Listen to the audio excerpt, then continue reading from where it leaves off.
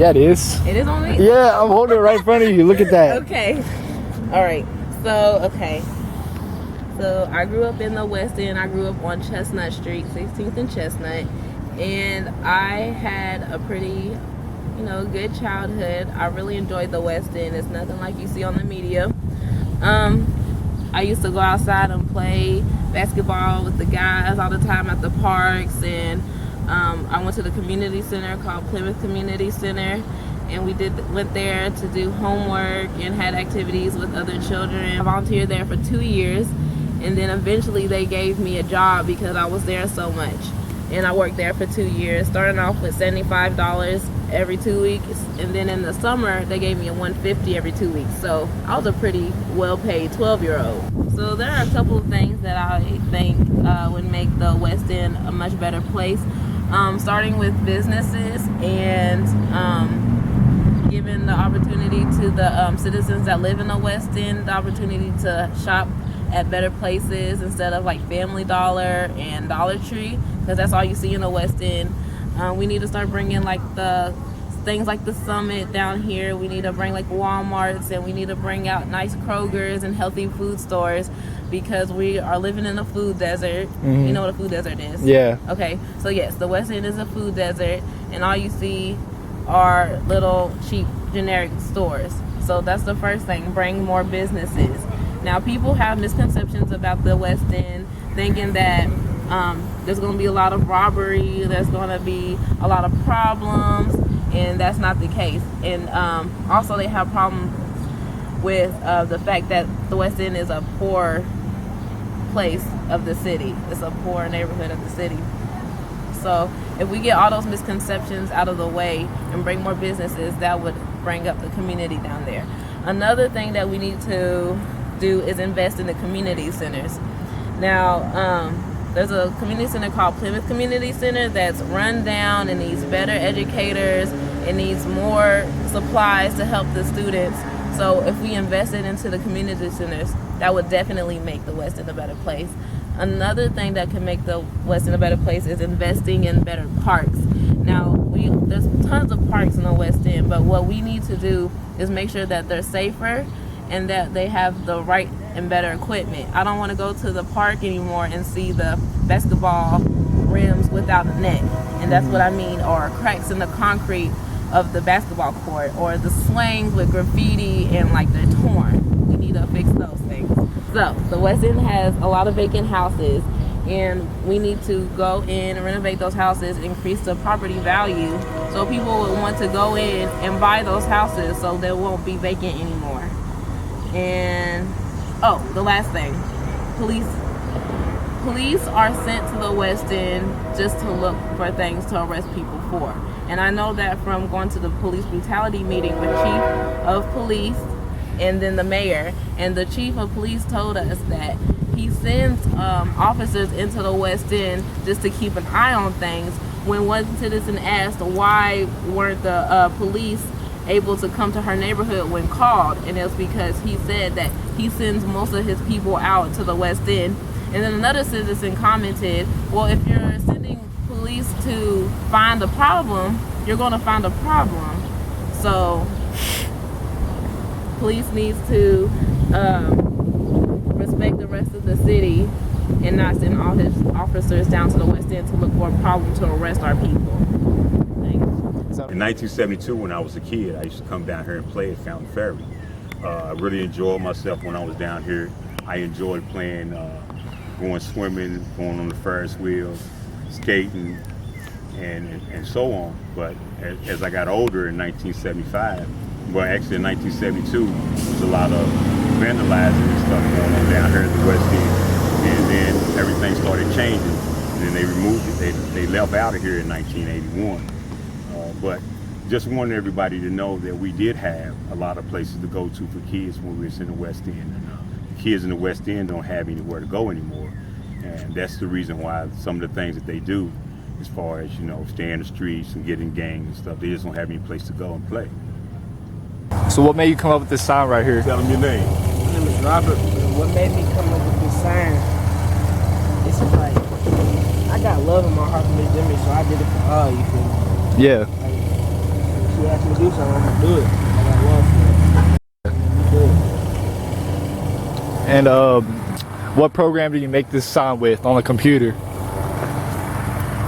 don't know who could put it into the graphic design and did that. You just came up with the idea? Yeah. Okay. All right. That's it?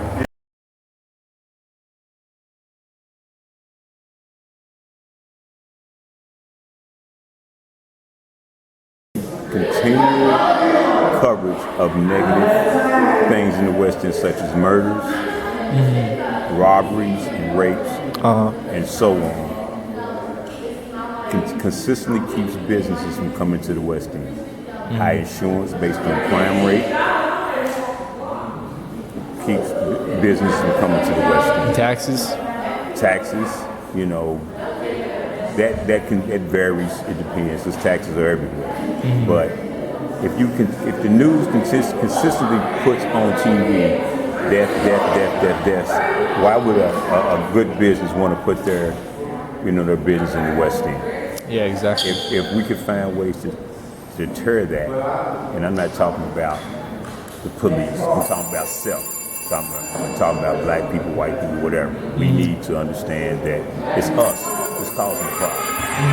If we could stop what we do, then the stuff that they put on TV would not be always negative. It could be some positive, like we're doing right now. These kids are socializing right now, they're learning how to get to know one another. And if we can continue to have things like 1+1, doing the things that they need, as far as teaching them the right and the wrong ways and the different good choices, then maybe we can get these young kids to bring businesses, when they get older. Yeah, definitely. See?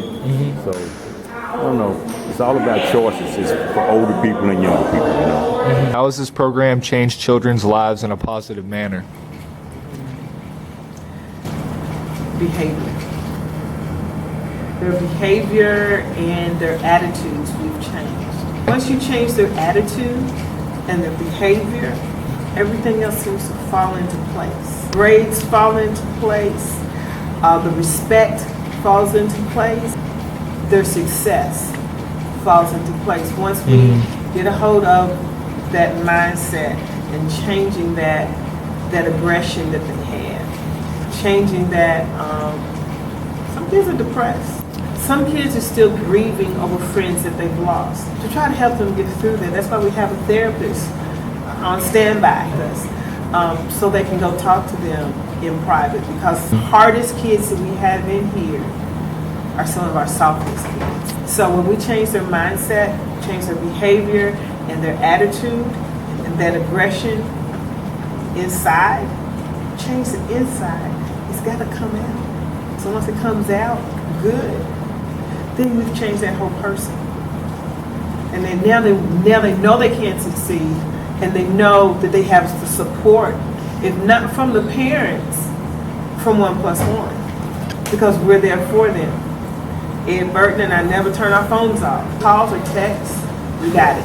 And we will fix it. If I don't know how to fix it or make it happen, I will find somebody who can. How's this program helped you for regular life? I wouldn't even probably be talking to you right now if it wasn't for this program. Really? This program is like Miss Demery, her alone, for one. And the program sent me to school. I wouldn't have even been to school to get my associate's degree in 2008 if it wasn't for the program. Wow. So it's definitely been a blessing. And Yeah. just the instruments that the program has to offer for us, the tools of just being mentored and stirred in the right direction and just being around positive vibes has just been amazing. And just seeing that them being older generations and just caring about what's going on, now and in the future. And, they could just be doing other stuff. They got kids that's older and grown in success, and they rather worry about the communities and how to help and trying to fix the problem. And she definitely got my attention, her and Mr. Ed, with the ideas and stuff that they're trying to do. We're trying to make some big moves for the city and collide the East End, the West End, and South End, and Newburgh, everywhere. We're just trying to basically bring everybody together and use unity. All right. What do you think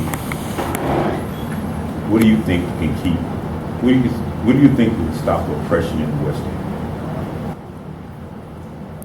It would take a lot of unity, a lot of hope, and a lot of people like us, ourselves, get together and basically money. Like we need more money generated in the West End because we got to go all the way, got to catch buses and catch cabs and put money in other people's pockets instead of basically recycling the money in our neighborhoods, which we all never spend together. We never we'd rather go spend $500 on some Robin jeans and come up with some, jeans for a regular price and just build it together. So I just feel like it's no unity and connection.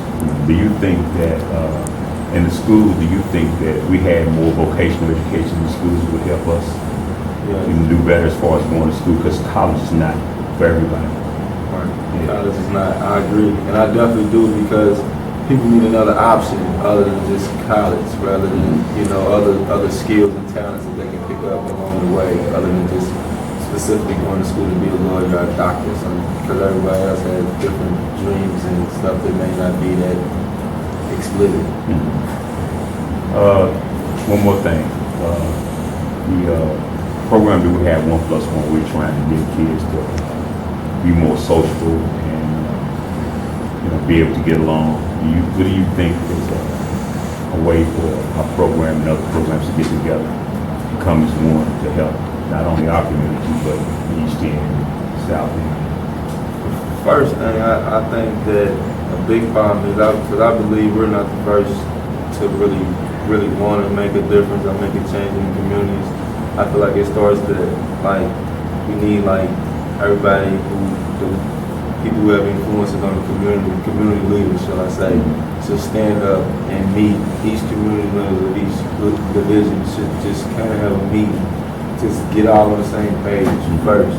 Because once everybody's on the same page and on the same movement together, I think it'll help a lot more because I feel like everybody be on their movement when they want to do it, when the time is right. And so it's unflexible. Everybody's this way and that way, and some people. So the people who all want to do it, we all have to get on the same page, and then it's a trickling effect. I feel like if we all sprinkle her, we can definitely have some growers that prosper. It'll change all the young kids' minds. Yes, sir. Okay. Thanks. Is that good? Yeah.